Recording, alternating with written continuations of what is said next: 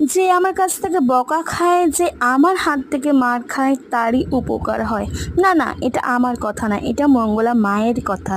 কারণ এরকম অনেকেই আছে, অনেক ভক্তরা আছে, যে ভক্তরা মায়ের মন্দিরে পুজো দিতে এসে তারা ধাক্কা খেয়েছে মায়ের কাছ থেকে, তারা ঠেলা খেয়েছে মায়ের কাছ থেকে, তারা বকুনি খেয়েছে, কিন্তু হ্যাঁ, তাদেরই কিন্তু উপকার এসেছে সবার আগে, তারাই কিন্তু উপকার পেয়েছে সবার আগে।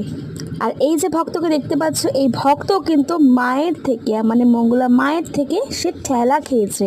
আর সে ধাক্কা খেয়েও মায়ের কাছ থেকে কটু কথা শুনেও তার যে মনস্কামনা সে পূর্ণ করেছে। আর সাথে সাথেই সেটা ফল পেয়েছে মায়েরই মন্দিরে সামনে।